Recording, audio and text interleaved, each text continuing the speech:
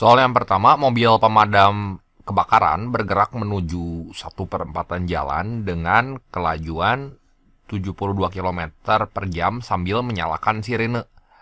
Artinya di sini mobil ini bertindak sebagai sumber bunyi ya. Sekilas saja dari kalimat pertama kita tahu ini soal tentang efek Doppler. Jadi di sini data yang diketahui itu V sumber bunyi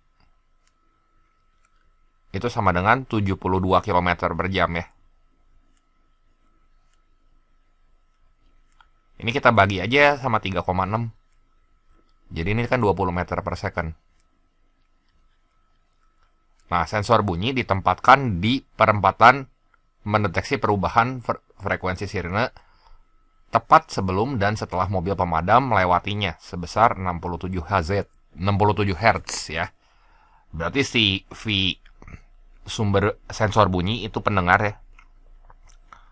Itu 0 karena dia nggak bergerak ya. Nah, terus udah gitu frekuensi yang ditangkap detektor itu artinya frekuensi yang didengar oleh pendengar bunyi. Ya, itu 67 Hz. Nah, terus udah gitu di sini ada yang ketinggalan ya.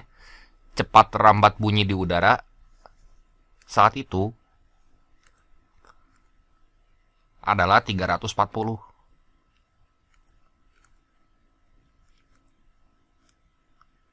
Nah, yang ditanya frekuensi sirene mobil pemadam kebakaran berapa? Ya.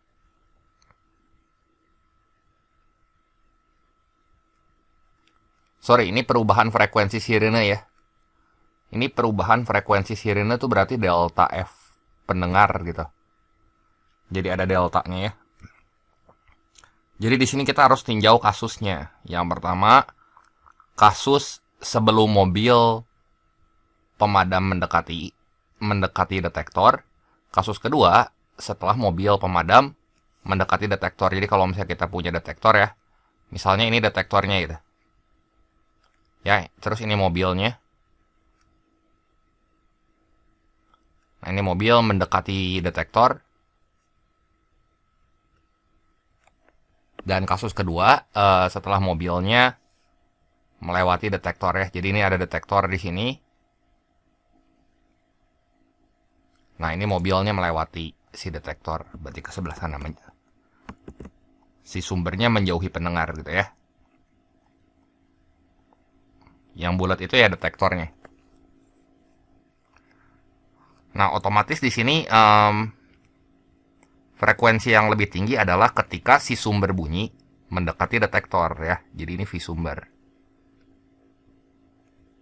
Nah, ketika V sumbernya itu menjauhi detektor atau menjauhi pendengar, nanti si detektor akan menangkap frekuensi yang tentu lebih kecil dibanding ketika si sumber bunyi saat mendekati detektor tersebut ya. Jadi delta Fp-nya di sini kita bisa susun persamaannya kayak gini. Yang kasus 1 ya. Kasus 1 ini yang lebih besar, berarti kita namain aja F pendengar 1. Fp1.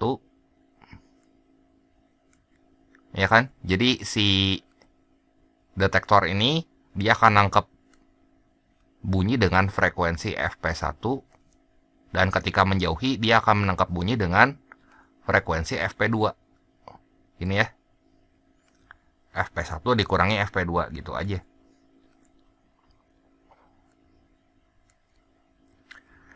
Nah, persamaan efek Doppler gimana tuh? Ya, ini kan V. Ini V, kita set dulu ya. Pendengarnya kan diam ya. Berarti yang atas mah V doang kan. V tambah 0. Nah, saat dia menjauhi sumber. Saat menjauhi sumber berarti mendekati dulu, sorry. Saat mendekati sumber. Ini kasus yang pertama mendekati. Berarti kan otomatis si detektor nangkep bunyi yang lebih tinggi dibanding frekuensi alaminya ya. Jadi si penyebutnya itu harus kita buat supaya hasil Fs frekuensi yang didengarnya besar. Berarti ini harus minus nih tandanya. Nah, ini V sumber. Gitu ya. Nah, nanti F sumbernya kita taruh di luar kayak gini. Kali F sumber. Ya. Sorry, ini delta FP-nya kita salin ulang aja di bawah. Nah, dikurangin V tambah 0 per V plus V sumber kali Fs. Nah, Fs-nya kan sama nih, frekuensi sumber bunyinya. Jadi kita bisa nulis kayak gini. Nah, di sini delta Fp-nya ini sama dengan, kita keluarin aja ya F sumbernya, dikali yang pertama itu V per V min Vs. V-nya juga sama ya, V-nya boleh kita keluarin nih. Jadi 1 aja gitu di sini ya.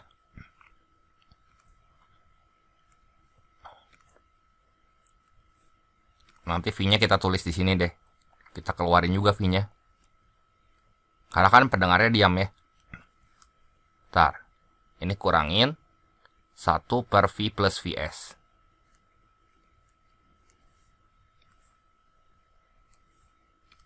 Kali V gitu ya. Nah, delta Fp-nya kan 67. Frekuensi sumbernya itu berapa tuh? Itu yang ditanya ya. Karena frekuensi sirene mobil pemadam kebakaran yang ditanya nih.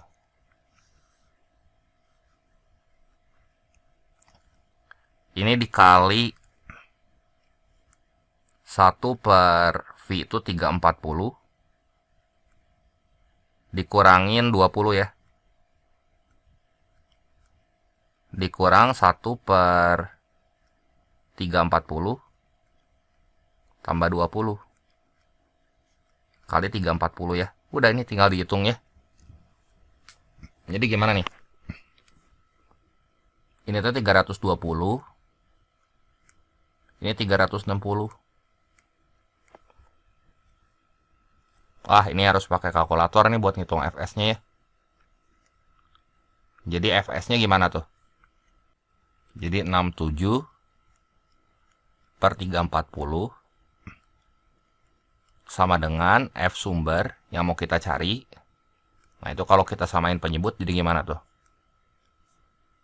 Ini tuh 360 kali 320. Berarti yang atas 360 dikurang 320 ya. Ini langsung aja ini jadi 40 gitu ya.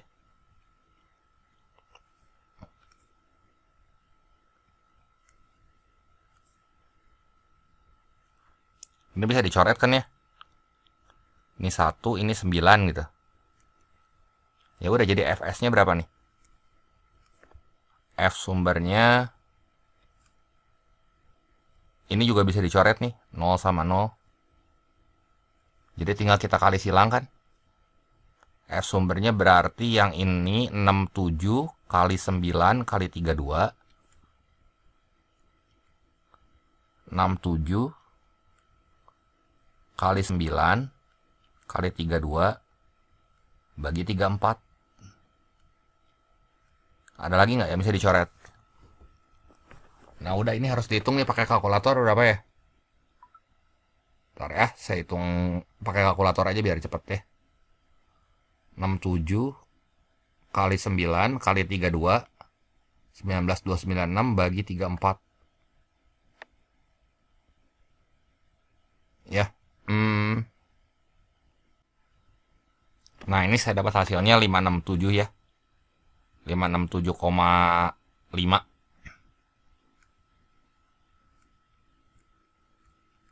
Cuman gak ada jawabannya ya. Ya udah, nggak apa-apa. Bikin aja sendiri ya. Yang ditanyakan frekuensi sirene berarti Fs-nya ya. Saya cek dulu. Oke, nggak ada jawabannya. Ya udah deh. Lanjut aja ke soal kedua. Nah, ini sebuah benda bergerak melingkar beraturan. Manakah pernyataan yang benar? mengenai percepatan benda. Nah, misalnya kita punya partikel ya, dia bergerak melingkar beraturan. Kalau benda bergerak melingkar beraturan, pasti di sini dia punya percepatan sentripetal gitu. ASP. Satu benda yang bergerak melingkar beraturan, sini punya percepatan sentripetal yang besarnya V kuadrat bagi R ya. Nah, terus udah gitu, di sini misalnya bendanya geraknya muter ke sana gitu ya. Jadi ada omega atau kecepatan sudut omeganya itu konstan. Ya, omeganya ini harus konstan.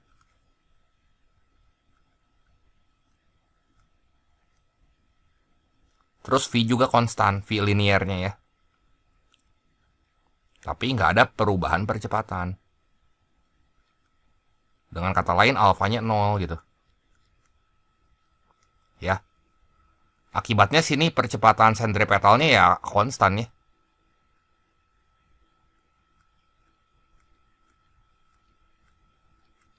Nah, kan A tangensial tuh di sini ada, kalau ada percepatan sudut ya, di sini punya percepatan tangensial. Besarnya alfa kali R. Karena alfanya 0 berarti besar percepatan tangensialnya 0. Ini aja yang perlu diperhatiin ya. Coba percepatan sentripetal konstan. Iya benar, percepatan sudut konstan salah 0. Percepatan sentripetal konstan benar, tangensial tidak sama dengan 0 salah, harusnya 0. Percepatan sentripetal konstan benar. Ya. Cuman arahnya aja yang terus berubah kan, besarnya konstan. Percepatan sudut 0, ini benar ya. Jadi yang C ini. Terus percepatan sentripetal kedua sama sudut keduanya sama dengan 0. Kalau percepatan sentripetalnya 0 nggak akan jadi gerak melingkar ya. Terus besar percepatan tangensial tidak sama dengan 0, ini salah. Percepatan sudutnya 0. Ya ini percepatan sudutnya 0 benar ya. Ini aja nih yang harus diperhatiin catatan. Ini teori aja sih sedikit. Ya. Ini diingat-ingat aja. Soal yang ketiga, dua bola identik A dan B dilepaskan dari atap sebuah gedung.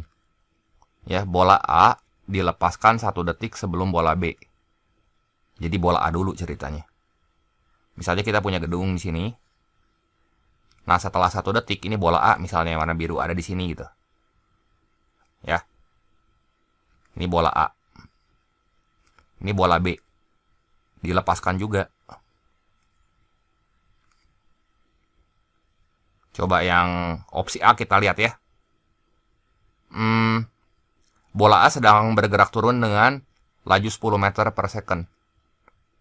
Yang ditanya di sini adalah pernyataan yang benar pada saat bola B dilepaskan adalah, berarti kecepatan bola A berapa nih? Yang A coba kita cek ya.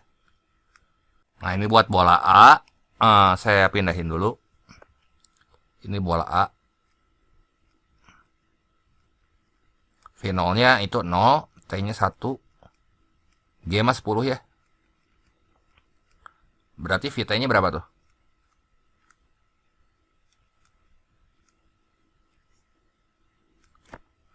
Ya, kalau gerak jatuh bebas mah tinggal V0 plus GT ya.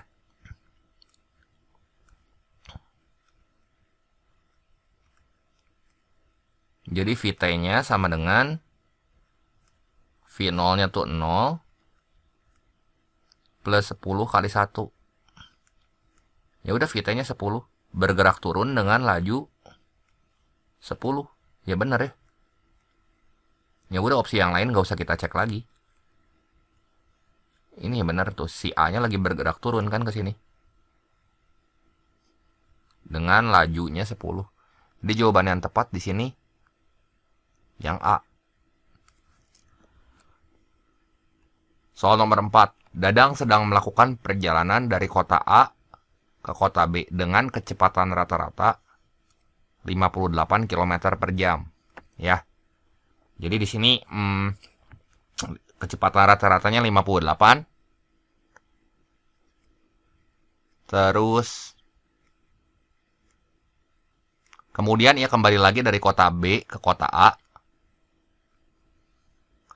dengan kecepatan rata-rata, berarti ini V1 misalnya, Terus kecepatan rata-rata saat balik lagi ini V2. Ini 75 ya. Nah, jika jarak antara kota A dan kota B itu 156, maka laju rata-rata seluruh perjalanan dadang adalah, nah misalnya ini kota A, kota B.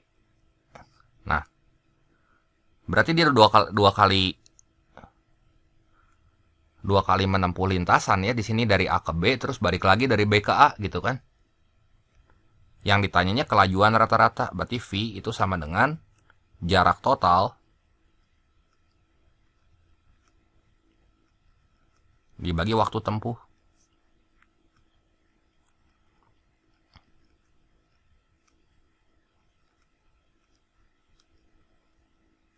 Ingatnya ini aja, S sama dengan V kali T.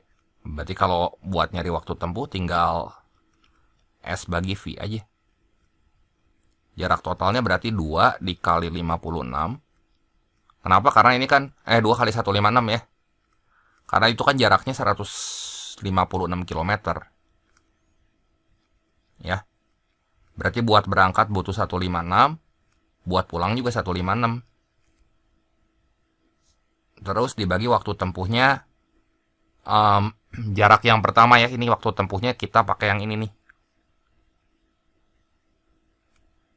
Berarti 156 dibagi 58 ditambah 156 bagi 75 ya. Nah, jadi berapa nih? Ini bisa dicoret ya.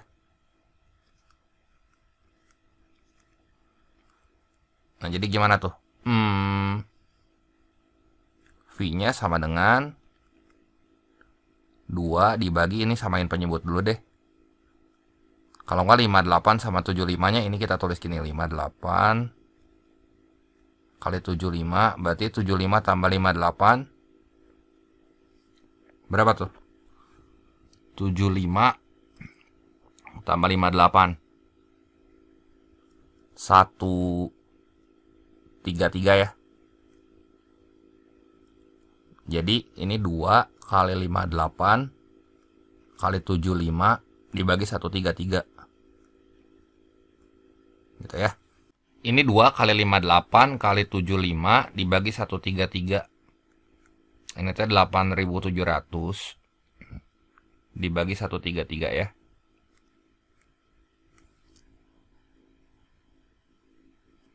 Ini kalau kita hitung hasilnya 65,41 ya. Kilometer per jam.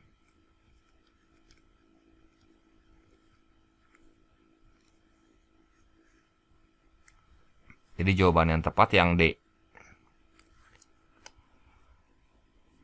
Soal nomor 5, sebuah pesawat pengebom terbang dalam arah horizontal dengan laju konstan ya. VP 60 pada ketinggian 128. Ketika tepat di atas titik O, sebuah bom dilepaskan dan mengenai truk T yang sedang bergerak di sebuah jalan mendatar dengan kecepatan konstan. Pada saat bom dilepaskan, truk berada pada jarak X0 100 meter dari O.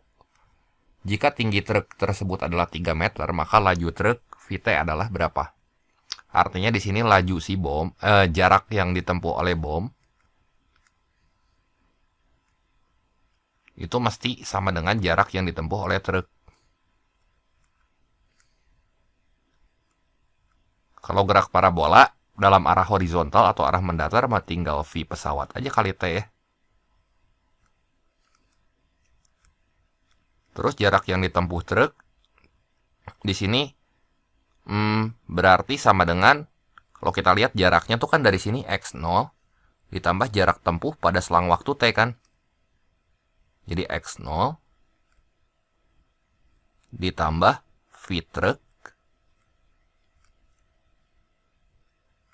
dikali T. Waktu tempuhnya mesti sama. Kenapa? Kan jatuhnya bareng-bareng di situ ya. Nah, yang ditanya di sini laju truk. Laju truk tuh berarti ada yang ada dalam persamaan ini nih. Ini VP-nya. Bukan VP. Laju truk tuh yang ini, V-truk. Nah, T-nya kan belum tahu. Berarti kita lihat waktu tempuhnya berapa.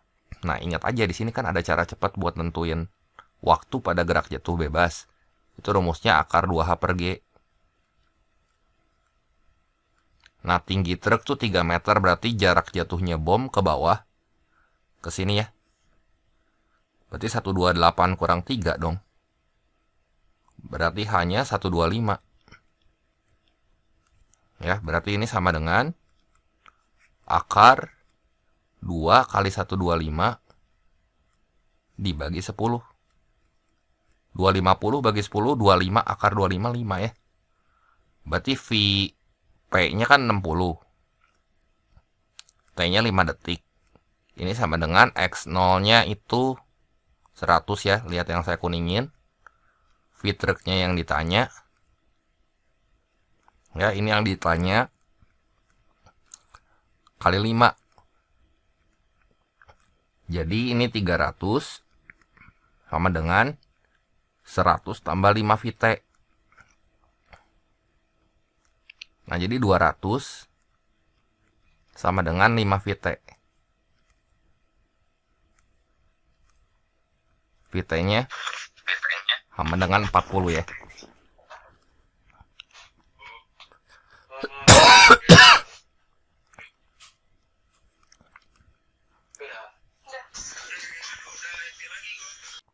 Soal nomor 6, sebuah senar gitar nilon dengan panjang 90 cm dijepit di kedua ujungnya ya, dan menghasilkan gelombang berdiri dengan total 4 buah simpul. Berarti ini gelombang yang dihasilkan pasti gelombang stasioner ujung tetap atau ujung terikat ya.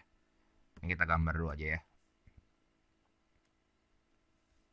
Ini ada 4 buah simpul, berarti kalau digambar nanti gelombangnya gini nih. Ya gitulah, saya bolak-balik ya, saya gambar. Bentar.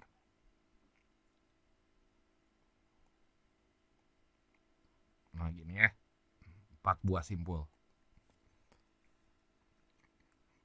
1, 2, 3, 4. Sini deh ya, kayak gini lah kurang lebih. Gambarnya saya gambar kasar aja ya. Bener kan, sini 4 buah simpul tuh. Ini simpul pertama, simpul kedua, simpul ketiga, simpul keempat. Ya.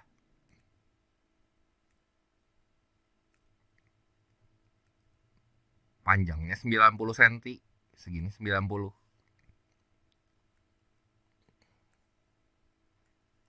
Jadi L-nya sama dengan 0,9 meter deh ya. Nah, ini berapa bagian dari panjang gelombang tuh? Berapa bagian gelombang? Segini berarti 1 gelombang. Tambah 1,5 gelombang ya. Berarti 1,5 gelombang tuh kan 3/2 lambda. Nah, ini sama dengan 90 cm. Berarti 9/10 ya. Nah, di sini kita dapat dong lambdanya berapa ya. Berarti ini coret aja nih. Ini jadi 3 ya. Berarti lambdanya 3 kali 2 tuh jadi 6/10 meter. Laju rambat gelombang transversal pada senar tersebut adalah 132 ya. Berarti V-nya sama dengan 132. Yang ditanya frekuensi dari gelombang berjalan menyusun gelombang berdiri tersebut. Jadi V kan sama dengan lambda kali F. Berarti F-nya di sini sama dengan V dibagi lambda. Berarti sama dengan 132 dibagi 6/10. Ininya naik nolnya. Ini coret aja jadi 22 ya. Jadi ini kalau kita hitung frekuensinya nanti kita dapat 220 Hz gitu ya. Jadi ini jawaban yang tepat, yang E ya. Soal nomor 7. Pada tumbukan 2 benda diketahui bahwa energi kinetik sistem kekal. Ya, manakah pernyataan yang benar mengenai momentum sistem setelah tumbukan. Momentum pasti kekal ya. Ya udah ini. Nomor 7 mah soal bonus, ini jawaban yang tepat yang E ya. Nggak usah dicek lagi pernyataan lain. Makanya ada hukum kekalahan momentum juga karena momentumnya pasti kekal. Soal nomor 8, dua balok masing-masing masanya 7,6 kg dan 2 kg ya. Dihubungkan oleh sebuah tali yang melalui sebuah katrol seperti pada gambar. Koefisien gesek statik, kok statik lebih dari 1 ya ini. Mu S-nya 1,1, mu kinetisnya 0,77. Ya udah deh. Yang ditanya di sini besar gaya horizontal maksimum sehingga sistem masih berada dalam kesetimbangan. Artinya dia masih diem nih. Kita tinjau dulu massa yang kecil nih. Ya, massa M kecil. Si balok biru ini ya. Ini saya tinjau dulu. Berarti gaya-gaya yang bekerjanya apa aja nih? Ini kan ditarik ke sebelah kiri sama gaya F. Berarti di sini ada gaya tegangan tali. Kan ada tali kan? Nah, berarti kalau misalnya ditarik ke sebelah kiri, geraknya kan ke kiri. Ada gaya gesek, ini arahnya ke kanan. Berarti ini F gesek ya. Supaya sistem masih berada dalam kesetimbangan, berarti di sini F-nya harus sama dengan F statik dong. Ya udah, berarti sigma Fx sama dengan 0. Yang Y-nya juga sih sama, ya. Yang Y-nya mah di sini kan ada gaya berat. Ini M kecil kali G. Ini normal gitu. Ya. Berarti sigma Fx sama dengan 0. Sigma Fy juga sama dengan 0 ya. Sigma Fy dulu deh. Sigma Fy berarti gaya normal kan sama dengan gaya berat nih. Kalau misalnya sigma Fx gaya yang ke kiri sama dengan yang ke kanan, berarti F ini akan sama dengan T ditambah F gesek statik. Ya. Oke, itu dari persamaan benda untuk benda satu ya. Jadi ini tinjau benda satu.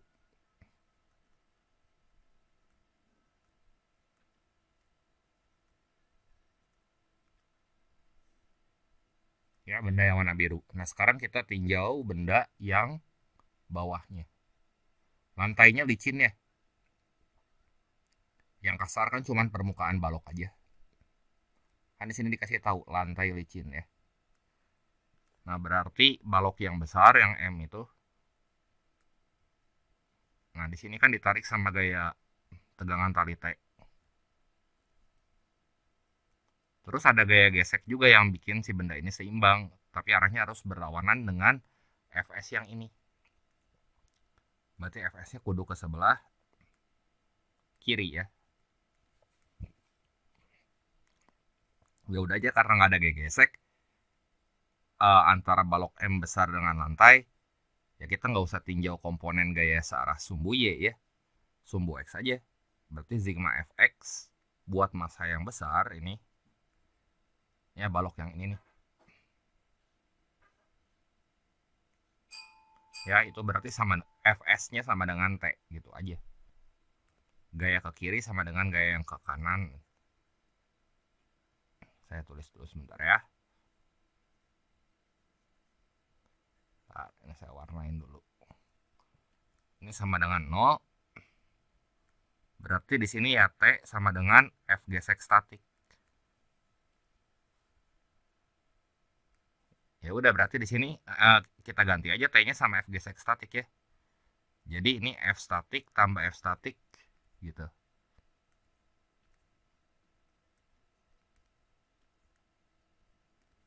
Jadi F-nya sama dengan 2 kali Fs. Fs-nya kita langsung ganti aja sama mu M kecil kali G ya.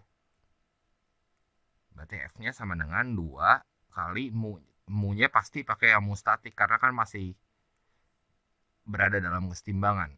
Jadi belum gerak tuh. Jadi 2 kali 1,1 kali massa yang kecilnya tuh 7,6 kali 10. Ya, jadi 76 kali 2,2 berapa tuh? 76 kali 2,2.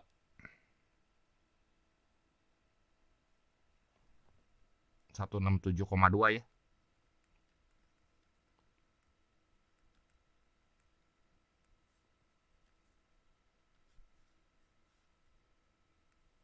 Jawaban yang tepat ini yang E. Soal nomor 9, sebuah partikel ini masanya 4 gram. Bertumbukan dengan sebuah partikel lain dengan massa 2 gram yang sedang berada dalam keadaan diam. Jadi ceritanya kita punya partikel, ini yang masanya 4 gram, dia bertumbukan dengan partikel lain masanya 2 gram nih ya, yang sedang dalam keadaan diam. Ini misalnya punya kecepatan V. Terus udah gitu setelah tumbukan partikelnya menempel. Berarti ini mah hukum kekekalan momentum berlaku ya di sini untuk tumbukan yang tidak lenting. Ya ini kan bendanya nanti jadi nempel ini. Geraknya bareng-bareng ke sini dengan kecepatan misalnya V aksen gitu ya. Berarti ya di sini P awal sama dengan P akhir. Berlaku persamaan ini. Coba kita fokus dulu ke apa yang ditanya ya. Perbandingan antara energi yang hilang akibat tumbukan dengan energi kinetik awal. Oh, berarti di sini yang ditanyakan delta EK banding EK awal.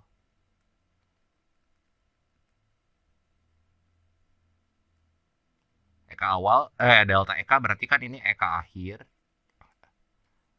Selisih antara energi kinetik awal yang lebih besar dikurangi energi kinetik akhir dibagi energi kinetik awal. Energi kinetik awalnya berapa tuh?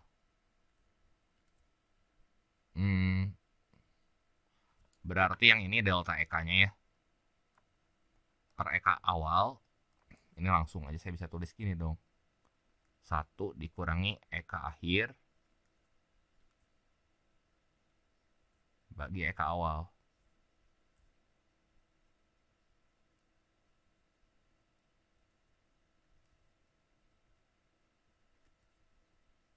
Kalau energi kinetik awalnya kan karena yang bola keduanya ini diem nih. Bola yang keduanya kan diem. Ya. Bola satunya punya kecepatan. Artinya di sini energi kinetik awal bola satu berapa tuh? Ya setengah mv kuadrat aja kan. Setengah mv kuadrat. Berarti ini sama dengan setengah dikali 4 kali v kuadrat gitu ya. Ini energi kinetik awal.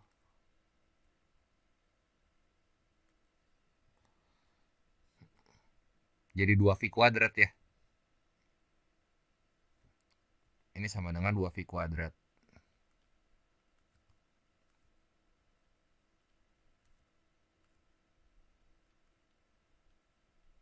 Kalau energi kinetik akhir, ini kan geraknya barengan nih antara benda 1 dan benda 2. Berarti kita harus cari dulu kecepatan sesudah tumbukannya kayak gimana tuh kira-kira. Berarti kan di sini M1V1 ya tambah 0 ini sama dengan M1 tambah M2 kali V aksen. Karena geraknya bareng ya. Ini saya kasih indeks dulu. Ini benda pertama doang kan yang gerak. Kenapa yang keduanya 0? Karena kan diem. Kok ini 2 ya? Ini 1. Ini 1, 2. Nah, V aksennya kita cari ya. Jadi 2. Kok 2? Benda yang bergeraknya kan benda bermassa 4 gram. Nggak usah diubah ke kilo, karena kecoret nanti gram sama gram. 4V sama dengan 4 tambah 2 itu berarti 6V aksen. Nah, ini bisa dicoret nih, bagi 2. 2 bagi 2, 3. Jadi V aksennya sama dengan 3 per 2V. Berarti EK akhirnya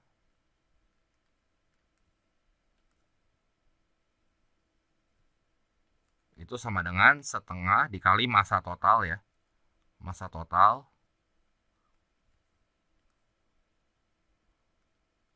kali V aksen kuadrat gitu. Jadi energi kinetik akhirnya sama dengan setengah dikali massa totalnya itu kan jadi 6. Terus itu 3/2 V kuadrat. Nah, ini bisa kita coret kan, ini 3. Yang ini kan jadi berapa nih? 9 ya. Yang bawahnya 4. Jadi 27/4 ya. Ya 27/4. V aksennya kebalik, V aksennya kok 3/2, 2/3 ini saya salah ngitung ya. Tar coret-coret ya. Ini 2/3, kudunya 2/3 V ya. Gini ya. Jadi ini 2/3 dikuadratin langsung aja deh. 4/9 V kuadrat gitu ya. Ini 3.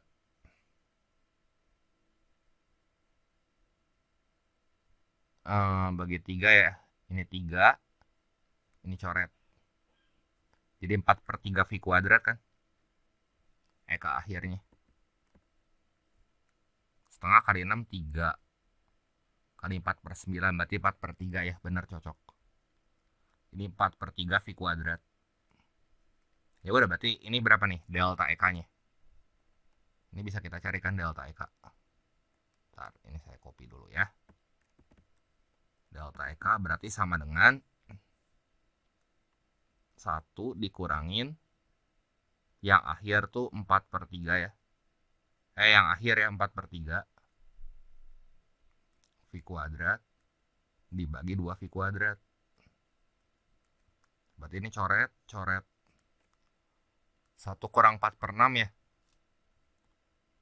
Berarti ini sama dengan 1 kurang 4/6. Bentar, ini 4/6 kan. Bisa disederhanain nggak? Jadi 2/3 ya.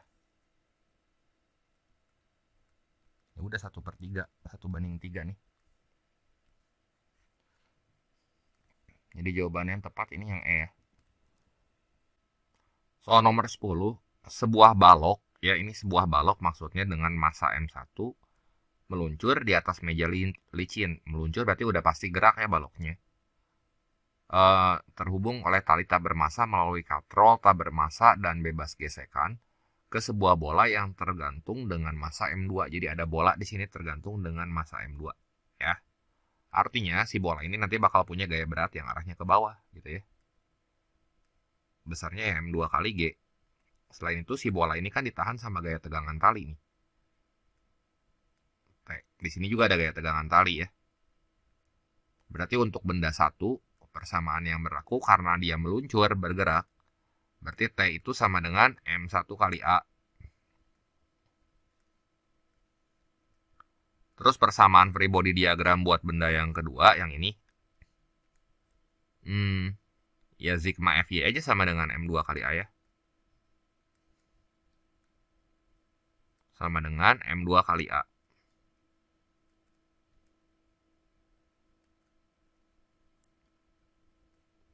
Jadi di sini M2 kali G. Kalau meluncur berarti pasti gerakan sih sistemnya ya. Akibat gaya berat. Jadi M2 kali G dikurangi T sama dengan M2 kali A. Pertanyaan di soal, besar gaya tegangan dalam tali haruslah gimana? Ini kita bandingin sama M1 kali G dan M2 kali G. Pasti ya sama M2 kali G lah dibandingin. Kan penyebab geraknya tuh yang M2 kali G.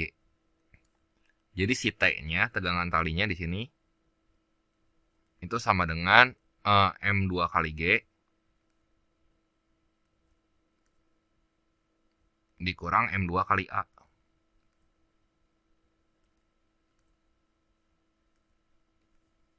Udah kayak gini. Terus kita bandingin sama M2 kali G aja ya. Jangan sama M1 kali G, udah gak relevan ini. Yang geraknya, penyebab geraknya sekali lagi ini adalah benda M2 ya. Berarti gimana nih? Kalau dia bergerak, kita bandingin sama M2 kali G. Tegangan talinya teh M2 kali G. Gaya beratnya itu tadi ya, W-nya itu sama dengan M2 kali G. Mana yang lebih besar? yang dikurangi sesuatu teh maksudnya dikurangin M2 kali A atau yang M2 kali G doang. Yang lebih besar mah pasti yang di bawah kan, ya si W ini. Dengan kata lain ya tegangan talinya pasti bakal lebih kecil dari W dong, ya. Karena dia ada faktor pengurangnya nih, faktor pengurangnya tuh yang ini nih, ini kan minus. Jadi si tegangan talinya itu pastilah lebih kecil dibanding M2 kali G. Jawaban yang tepat di sini yang E gitu. Soal nomor 11, sebuah partikel dapat bergerak di sepanjang sumbu X. Ya. Diketahui pada saat awal partikel berada dalam keadaan diam di X sama dengan 0. Berarti V0-nya tuh sama dengan 0 ya.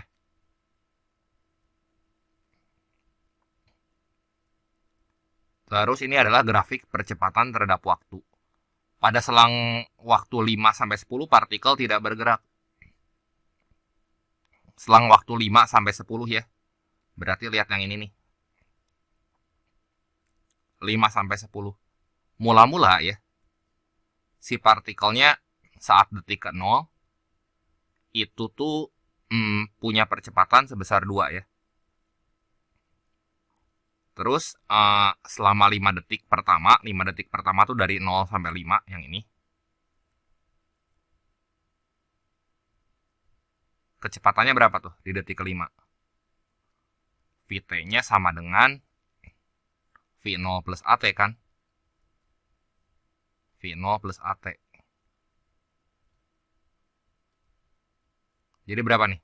0 ditambah 2 kali 5. 10 ya. Berarti di sini teh kecepatannya 10 nih. V-nya sama dengan 10.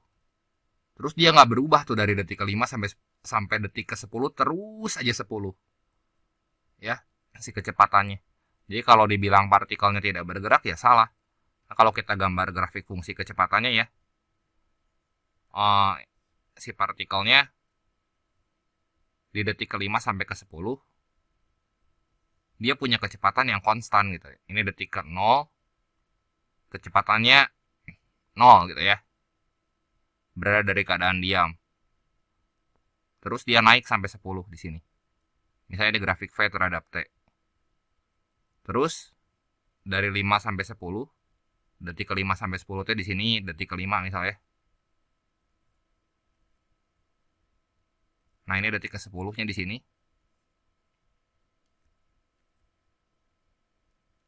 Dia punya kecepatan yang konstan. Kalau kecepatannya konstan ya berarti bergerak kan. Yang kedua, pada selang waktu 10-20 partikel selalu bergerak diperlambat. Berarti yang ini nih. A-nya negatif ya. A-nya negatif, coba kita lihat.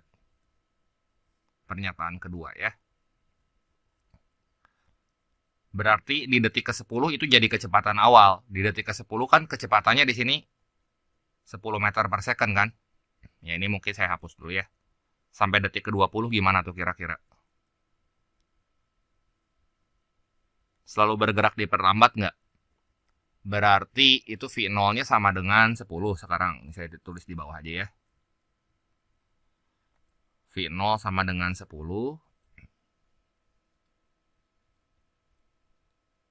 Terus A-nya sama dengan minus 2.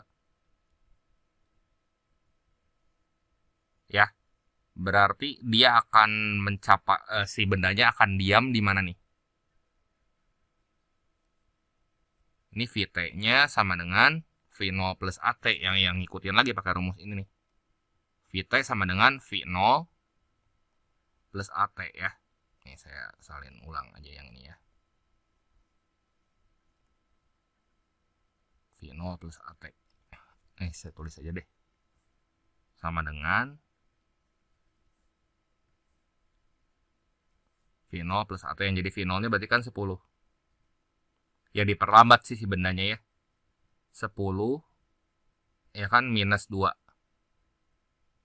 Minus 3 ya itu ya. Minus 3 kali T. Coba dia diamnya kapan nih? Diamnya setelah menempuh detik ke 10/3 ya. 10 bagi 3 tuh ya sekitar 3,3 ya. Berarti sampai detik ke 13,3 dia turun si kecepatannya ya. Sampai di detik ke ini, detik ke 13,3 dia turun, dia berhenti kan. Berarti nanti kayak gini nih, si grafiknya turun. Dia berhenti di detik ke 13,3. Nah, ini waktu ya, 13,3 nanti si kecepatannya 0. 13,3 tuh berarti di sini deh, kurang lebih. Tapi setelah 13,3, dia bergerak dipercepat lagi kan? Dia bergerak dipercepat lagi. Cuman kecepatannya jadi negatif. Itu tuh artinya ya berbalik arah gitu ya. Nah, dari 13,3 jadi percepatannya jadi negatif searah sama si percepatannya gitu. Ya, sampai detik ke-20 nanti naik lagi. Kecepatannya jadi negatif searah sama percepatannya, jadi dia ke bawah gitu. Ini kalau digambar gini nih. Sorry. Tuh ke bawah sampai detik ke-20 ya. Nah, itu tuh bukan diperlambat. Dia punya kecepatan tapi kecepatannya jadi negatif sampai detik ke-20. Kalau dibilang selalu bergerak diperlambat ya enggak. Ini tuh artinya dipercepat di bagian yang ini nih. Ini tuh dipercepat ke arah sumbu X negatif. Jadi yang pernyataan kedua salah. Pada selang 0 sampai 5 partikel bergerak ke arah sumbu X positif, ya ini benar ya. Kan dia naik terus nih grafiknya. Terus pada saat T sama 5 sama dengan T sama dengan 5 dan T sama dengan 10, partikel memiliki kecepatan yang sama. Ya ini benar. Pada saat T sama dengan 12, partikel berada di sumbu X negatif. Ini T sama dengan 12 ya. Ya V-nya dia masih turun kan. 12 tuh di sini deh. Misalnya di sebelum 13,3 kan. Masih turun nih. Berarti dia belum sampai ke sumbu X negatif gitu ya. Masih di sumbu X positif. Kalau mau ditunjukin sama perhitungan juga bisa. Kan dia masih ada di atas sumbu T nih. Saat detik ke-12 kecepatannya ya masih punya nilai gitu ya, masih di sumbu X positif. Jadi jawaban yang tepat di sini cuma 2 nih. Opsi 3 sama 4 aja ya. Soal nomor 12, sebuah balok dengan massa M sama dengan 2 kg diberi gaya konstan sebesar 50 Newton dengan arah seperti pada gambar.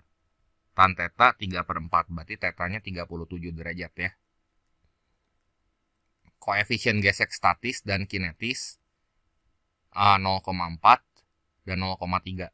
Gravitasinya 10, yang ditanya percepatan balok. Ini kan kalau percepatan balok artinya baloknya gerak, berarti kita pakai yang koefisien gesek kinetis di sini. Jadi kalau kita tinjau gaya-gaya yang bekerja sama balok, si gaya F ini bisa kita urai. Diurai kemana? Ke sebelah kanan dan diurai ke bawah gitu ya. Jadi ke bawah selain ada gaya berat, W itu sama dengan 20 Newton. Terus di bawah di sini ada juga F karena sudutnya di sebelah sini ya. Berarti kalau ke bawah tuh F sin kan. Ini sudutnya di sini. Ini F sin theta ya. Berarti F-nya kan 50. Sin 37 berarti kali 0,6. Ini 30 ya. Berarti ke sini 40 Newton aja. Terus di sini pasti ada gaya gesek. Bendanya gerak ke kanan, gesekannya pasti ke kiri. F gesek ya ini. F gesek kinetik, ini mu kali normal. Muka kali normal ya. Jadi F gesek kinetisnya di sini 0,3 dikali gaya normalnya. Berapa nih gaya normalnya jadinya? 20 tambah 30, 50 kan? Nah, ini 50. Jadi gaya gesek kinetiknya 15 ya. Mukanya kan 0,3. Nah, ini 20 sama 30, 50. Normalnya oke, benar ya. Berarti di sini percepatan baloknya berapa tuh? Sigma F sama dengan M kali A. Berarti penyebab geraknya cuma 2 gaya kan? Yang ini 40 Newton sama yang 15. Ya. 40 Newton sama 15 Newton. Yang komponen penyumbang gerak yang Y-nya mah kan nggak gerak kemana-mana ya. 50 sama 50 udah balance. Berarti ini 40 dikurangi 15. Masa bendanya berapa sih? 2 ya. 2 kg. Berarti sama dengan 2 kali A. Jadi 25 di sini sama dengan 2A ya. Gini ya.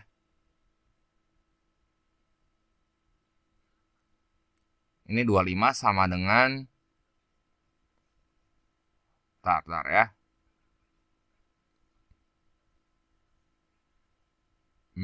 Ini normalnya udah benar.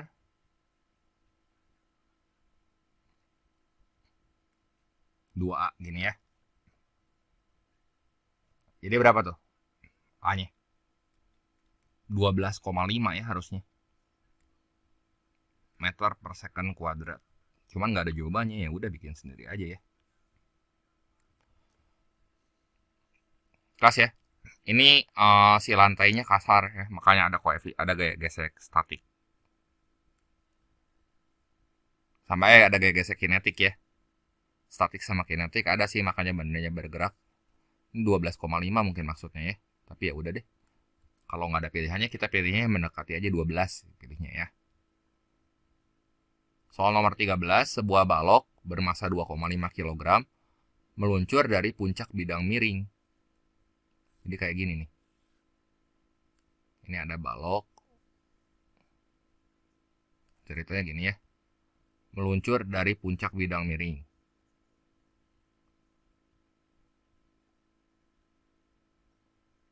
Oke.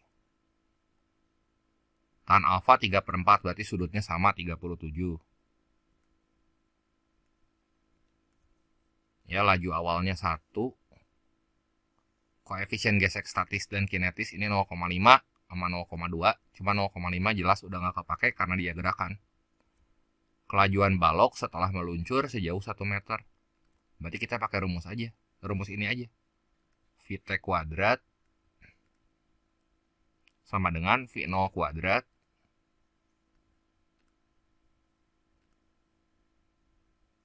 plus 2 kali A kali S.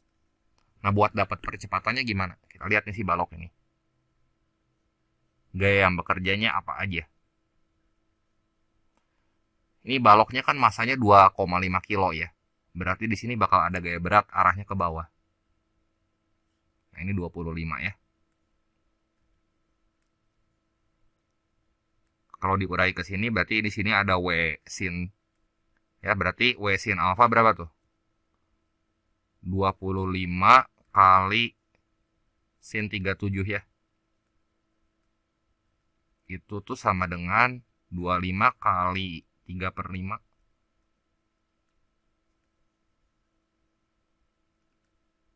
(15 ya. Sini 15. Terus ke bawah berarti 20 ya, triple Pythagoras kan ini. Terus ada gaya gesek. Makanya dia bisa meluncur ke bawah nih, gaya geseknya ke atas. Melawan arah gerakan. Berarti F geseknya di sini sama dengan mu kali normal. F gesek kinetis yang dipakai. Ini sama dengan muka dikali normal. Mu-nya kan 0,20. Kali gaya normalnya 20 ya. Normalnya kan ini nih. Normalnya 20 ya. Jadi ini 4 nih gaya gesek kinetisnya, 4. V0-nya kan udah dikasih tahu tuh, V0-nya sama dengan 1. Laju awalnya 1. Terus S-nya 1, tinggal kita cari A-nya ya. Nah, komponen yang menyebabkan si bendanya gerak ini kan komponen gaya nyebabin bendanya gerak 15 sama 4 doang. Jadi dari persamaan geraknya di sini, persamaan dinamika geraknya bisa kita tulis kayak gini. Sigma F sama dengan M kali A. Berarti 15 kurang 4 sama dengan massa bendanya tuh 2,5 dikali A ya. Jadi A-nya tuh 11 bagi 2,5. Nah, jadi VT kuadratnya ini kita cari ya. VT kuadrat sama dengan V0 kuadrat berapa tuh? V0-nya kan 1 dikuadratin ya, 1 ya. Tambah 2 dikali 11 per 2,5 ya. S-nya 1. Berapa nih? Waduh, ini 2 dibagi 2,5. 8,8. Ya, 8,8 ditambah 1, 9,8. VT kuadrat sama dengan 9,8. Akarin aja ya kiri kanan ya. Ini akarin. Berarti si VT-nya teh akar 9,8 di sini. Ya. Nah, ini VT-nya sama dengan akar 9,8. Kalau kita hitung berapa nih? Ntar ini saya pakai kalkulator aja ya. Berarti itu 3,13. Nggak ada juga jawabannya. Ya udah nggak apa-apa ya, bikin aja sendiri. Ini mungkin kita pilih yang mendekati aja, pilih B gitu ya. Kita lihat lagi soal berikutnya. Soal yang ke-14.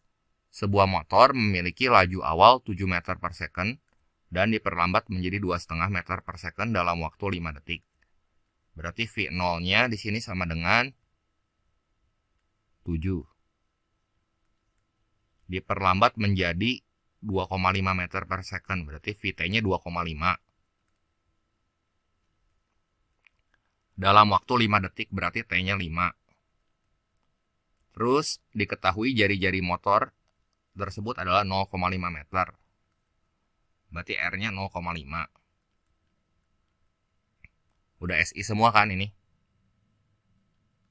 Ya. Ini udah SI semua. Nah, sekarang yang ditanya perpindahan sudut setiap roda sama dengan berapa? Sama dengan berapa radian ya? Berarti kalau perpindahan sudut tuh theta ya. Theta tuh kan sama dengan jarak dibagi radius, dibagi jari-jari ya. Theta sama dengan S bagi R. Gini aja. Buat nyari S, kan kita punya V0 sama VT, langsung aja. Kita pakai rumus ini. Tambahin bagi 2 kali T. V0 tambah VT. Nah, ini rumus GLBB yang satu lagi ya. Mau dicari satu-satu pakai percepatannya boleh. Cuma rumus GLBB itu ada 4.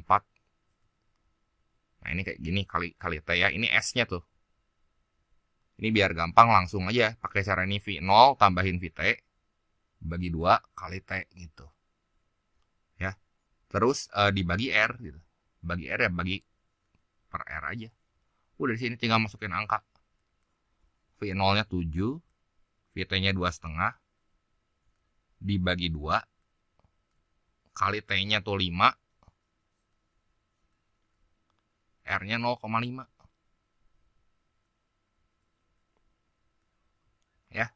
Jadi yang ini 9,5, yang ini mah 10 ya. 95 bagi 2, 95 bagi 2, tetanya 47,5 radian. Ya. Jadi ini jawaban yang tepat 47,5 radian. Yang C ya. Soal nomor 15. Manakah pernyataan-pernyataan di bawah ini yang pasti benar? Nah, momentum sistem bisa kekal meskipun energi mekanik sistem tidak kekal, dan momentum selalu kekal ya. Nah, momentum sistem meskipun energi mekanik sistem tidak kekal. Ya, ini kan tumbukan nggak lenting tuh yang nempel ya. Jadi ini benar nih. Ya, catatan aja ini tumbukan tidak lenting ya. Yang nempel tuh bendanya. Terus agar momentum sistem kekal, maka tidak boleh ada gaya luar yang bekerja pada sistem. Tidak boleh ada gaya luar, nggak boleh ada gaya eksternal, maksudnya kayak gaya gravitasi atau gaya normal. Kayak ya. Boleh aja ada gaya luar, ya. Tapi ya resultan gaya luarnya atau sigma F eksternal, ini syarat dari momentum tuh gini. Sigma F eksternal atau gaya luar ya, ini tuh sama dengan 0. Kalau misalnya ada sigma F eksternal, boleh nggak ada gaya luarnya? Ya boleh lah, ada gaya luar asalkan jumlahnya 0 gitu. Nah, sementara di pernyataan dia bilang tidak boleh. Ya, salah gitu ya. Bukan berarti gaya luar nggak boleh ada sama sekali. Boleh, asal totalnya kudu 0. Nah, yang ketiga, kecepatan pusat massa sistem berubah hanya ketika ada gaya luar yang bekerja pada sistem. Ya jelas ini mah benar ya. Itu kan kalau ada gaya luar berarti sigma F eksternalnya di sini. Ya, kalau sistem partikel gitu ya, banyak partikelnya. Berarti ini massa total dikali A pusat massa. Ya kan? A pusat massa. APM aja saya tulisnya ya. Nah, kalau misalnya gaya luarnya 0, percepatan pusat massanya ya 0, kecepatan pusat massanya konstan. Tapi kalau misalnya F eksternalnya tuh ada gitu ya, berarti kan si APM-nya tuh ada, percepatannya ada ya. Percepatannya ada ya pasti kecepatan pusat massanya nanti berubah gitu. Kan ada percepatan. Jadi pernyataan yang benar di sini 1 dan 3 ya. Ini teori, ini pelajari lagi kelas 10 momentum ya. Jelas ya? Soal nomor 16. Jika sebuah benda bermassa 6 kg memiliki energi kinetik sebesar 200 Joule sesaat sebelum menumbuk tanah, maka benda tersebut dijatuhkan dari ketinggian berapa? Ya, misalnya benda dijatuhkan dari atas gitu ya. Kalau misalnya dia punya energi kinetik 200 Joule sesaat sebelum menumbuk tanah, artinya di sini tuh kan ketinggiannya 0 ya. Ketinggiannya sesaat sebelum menumbuk tanah tuh 0. Saya copy ya. Ketinggiannya 0. Tapi kecepatannya ada. Artinya energi kinetik itu sebenarnya sama aja kayak energi potensial. Ya. Ini nggak mau dipindahin. Ya. Jadi EP kalau di atas mah EP yang maksimal. Kalau di bawah EK yang maksimal. Jadi sebenarnya energi kinetik itu ya sama dengan EP gitu ya. Nah, jadi 200 itu teh sama dengan M kali G kali H. 200 sama dengan massa bendanya 6 kali 10 kali H. Ini coret nih. 20 bagi 6 berapa tuh H-nya? 10/3 ya, 3/3 meter, atau hanya 3,3 ya, 3,3 meter.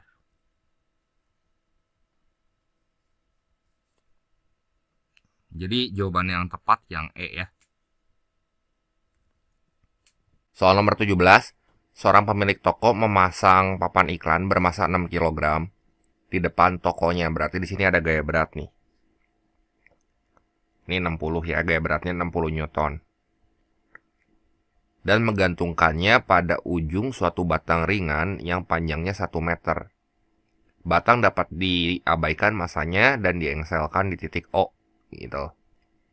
Diketahui tali akan putus jika tegangannya melebihi 180 Newton. Berarti anggap aja sini 180 gitu ya. Terus udah gitu nilai minimum H berapa? Oke, berarti ya di sini anggap aja sudutnya tuh theta. Ini kalau misalnya kita urai, ini batangnya ringan ya, berarti dianggap tidak bermassa. Dan ini kalau kita urai, di sini tuh ya ada T sin theta kan, yang menyebabkan torsi atau putaran terhadap poros yang ini. Di titik O, kita ambil titik O-nya tuh sebagai poros. Jadi sigma torsi di O itu kita misalkan sebagai porosnya aja ya. Ini sama dengan 0. Berarti di sini T sin theta dikali jarak atau lengan momennya berapa nih ke sini? Lengan momen. Kan ini kan akan mengakibatkan putaran yang arahnya searah jarum jam. Kalau yang gaya yang di bawah tuh berlawanan ya. Nah terus T sin theta dia punya jarak, ini nggak dikasih tahu nih jaraknya. Ya. Batang dapat diabaikan masanya dan diengselkan di titik O katanya. Terus tali terpasang di titik tengah, berarti ini setengah L aja. Nah ini T sin theta dikali setengah L. Ini kan torsi yang searah jarum jam, ini mesti sama dengan torsi yang berlawanan jarum jam. Sama dengan 60 dikali L gitu ya. Nah, berarti di sini L-nya bisa kita coret dong. Ya. Berarti T sin theta-nya di sini sama dengan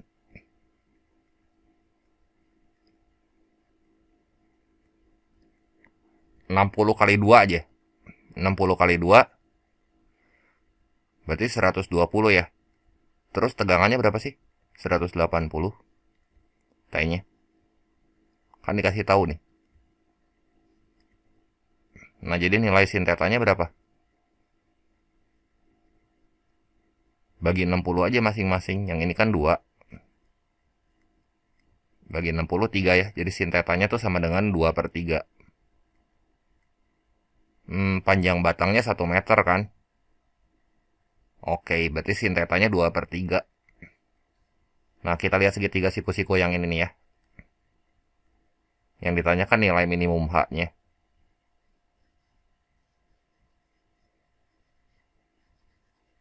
Berarti ini H. Panjang ini kan 1 ya. Tadi sin theta tuh 2/3 kan. Sin tuh berarti perbandingan sisi depan per miring. Berarti angka pembanding di depan sudut theta-nya 2, sisi miringnya 3. Berarti akar 9 kurang 4, ini akar 5 ya. Nah, berarti H-nya berapa tuh? Kalau H tuh angka pembandingnya kan 2. Terus kalau ini yang bawah ya. Oh, ini setengah meter ya harusnya ya. Kan setengah L. Itu teh 0,5 ya. Kalau setengah, angka pembandingnya itu akar 5. Nah, nilai H-nya berapa tuh? Ini H-nya tinggal kali silang aja. 2 kali setengah. Itu 1 ya. Berarti 1 per akar 5. Nah, berapa tuh? 1 bagi akar 5 ya. Ini saya pakai kalkulator juga aja ya. 1 dibagi akar 5 tuh 2, sekian lah ya.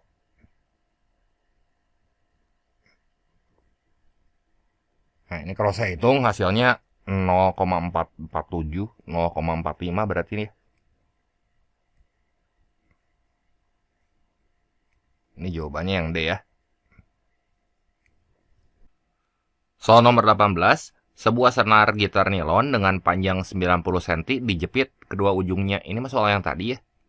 Sehingga menghasilkan gelombang berdiri dengan total 4 buah simpul. Laju rambat gelombang transversal pada senar tersebut adalah 132. Frekuensi gelombang berjalan menyusun gelombang berdiri tersebut. Nah, ini kita udah ngerjain nih tadi ya. Gimana coba caranya? Nah, kita copy aja yang tadi ya. Nah, ini penyelesaiannya. Dapat jawabannya kan sama tuh, 220 Hz. Ya. Ini caranya ya. Berarti opsi yang tepat di sini adalah yang E ya.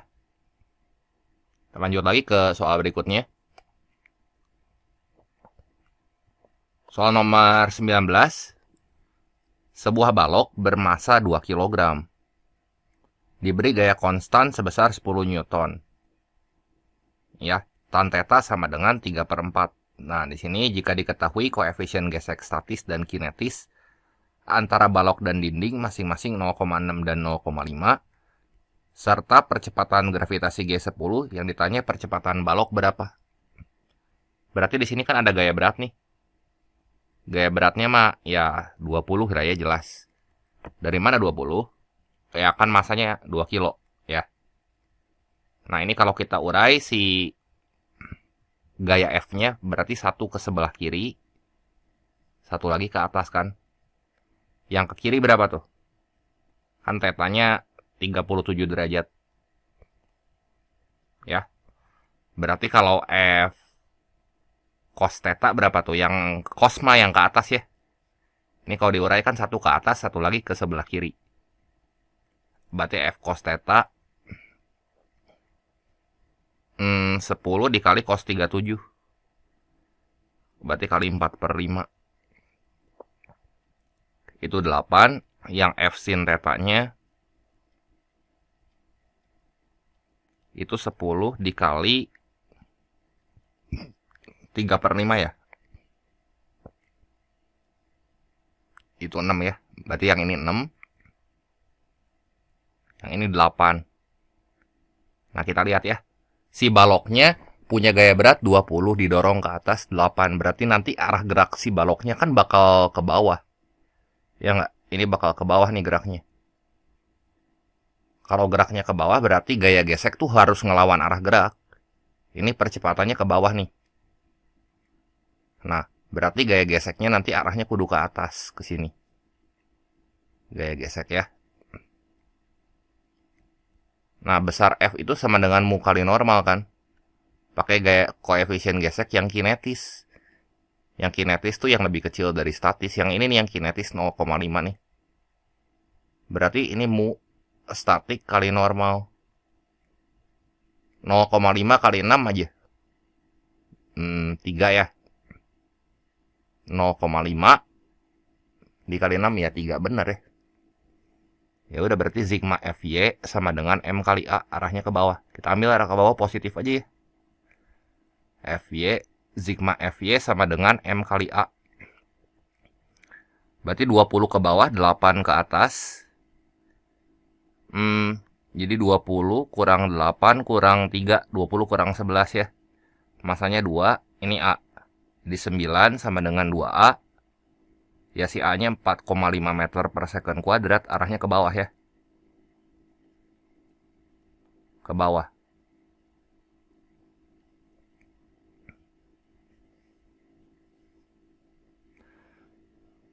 Jadi ini opsi yang tepat, yang A. Lanjut ke soal nomor 20. Perhatikan sistem pada gambar berikut. Massa benda A di sini adalah 10 kilo. Terus massa benda B 5 kg. Benda A ditarik ke atas sehingga sistem bergerak ke atas. Berarti kita ambil arah ke atas tuh positif aja ya. Nah, kita lihat nih benda A ya. Benda A di sini tuh punya gaya berat pasti ya. Ini gaya berat arahnya ke bawah nih. Masanya kan 10 kilo, berarti di sini ada W-nya 100. Nah, kalau benda B yang ini punya gaya berat berapa tuh? W-nya 50 ya. Tinjau sistem aja dulu ya. Tinjau sistem sigma Fy sama dengan massa total kali A.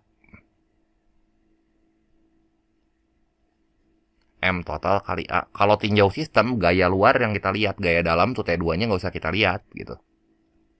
Berarti di sini T1 dikurangi W kurangi 50, T2-nya mah biarin aja karena ini kan gaya dalam. Jadi T1 dikurangin 150. Massa totalnya 10 tambah 5 tuh 15 ya. A-nya berapa tuh? A-nya di sini dikasih tahu nih. Percepatan konstan sebesar 2. 2. Berarti di sini T1-nya 15 kali 2 itu kan 30. Tambah 150 ya udah langsung dapat nih. T1-nya 180 Newton ya.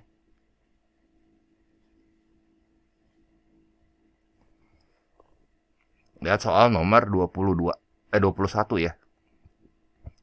Gelombang berdiri dihasilkan dari superposisi dua gelombang transversal sebagai berikut ini. Yang amplitudonya sama-sama 6, K-nya sama-sama 3 pi, omeganya sama-sama W gitu ya. Jarak minimum antara titik yang simpangannya 0 ini kan pasti nanti kebentuk gelombang stasioner nih ya. Karena kan superposisi dua gelombang berjalan, entah itu ujung tetap, entah itu ujung bebas. Intinya di sini titik yang simpangannya 0 tuh ya sama aja kayak simpul andaikan terbentuk gelombang stasioner ujung tetap gitu ya. Kalau ujung tetap kan gini nih. Tuh. Dua titik yang simpangannya 0 berarti titik ini sama titik ini gitu ya. Berapa bagian dari panjang gelombang nih? Setengah bagian ya. Andaikan si gelombang stasioner yang terbentuknya gelombang stasioner ujung bebas gitu. Tetap aja nanti setengah lambda gitu. Ya kita lihat nih. Dua titik yang simpangannya 0. Berarti titik ini sama titik ini setengah lambda juga kan. Ya, jarak minimumnya berarti ya misalnya delta X gitu ya. Delta X ya berarti ini sama dengan setengah kali lambda. Nah, lambdanya bisa kita dapat dari yang ini nih, 3 pi. K itu kan sama dengan 2 pi bagi lambda. K-nya itu sama dengan 3 pi. Nah, ini pi-nya kita coret nih. Berarti lambdanya gimana? Lambdanya di sini sama dengan 2/3 meter ya.